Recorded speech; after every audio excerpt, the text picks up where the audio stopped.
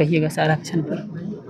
नहीं, पहली बात तो बिहार में जो आपने कहा 65% आरक्षण, ईडब्ल्यूएस को भी जोड़ लें जी। तो 75% आरक्षण की बात आई थी और इसको सुप्रीम कोर्ट ने, हाई कोर्ट ने खारिज किया और सुप्रीम कोर्ट ने भी अभी इस पर कोई रोक नहीं लगाई है। तो मेरे ख्याल से इसको 9वीं अनुसूची में डालने की ज़रूरत है और ये काम पार्लियामेंट कर सकता है।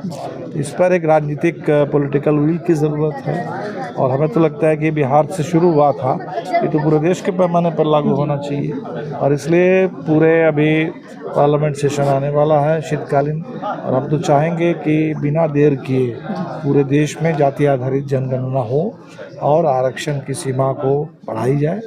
उस पर कोई जो 50% की सीमा है उसको तो वैसे ही ईडब्ल्यूएस ला करके सरकार ने खुद उस सीमा को तोड़ दिया।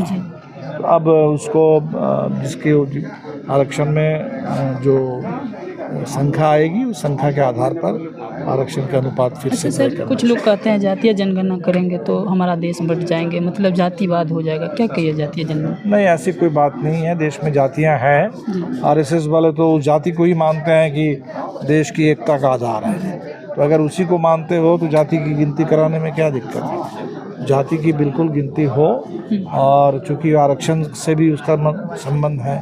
कोई भी देश में आप सामाजिक आर्थिक नीति लागू करना चाहते हैं, जो वंचित है वहाँ तक विकास पहुँचाना चाहते हैं, तो नीति भी सही ढंग से तभी बन पाएगी जब आपके पास आंकड़े हो।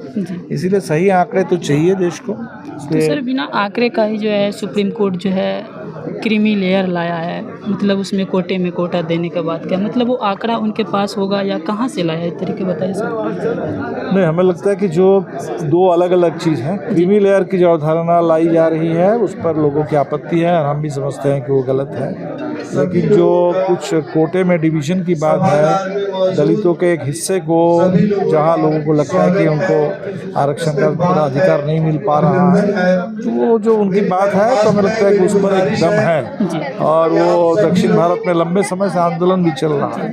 तो वो अलग बात है, लेकिन क्रीमी लेयर की अवधारणा से हमें कोई सहमति नहीं है हमारी।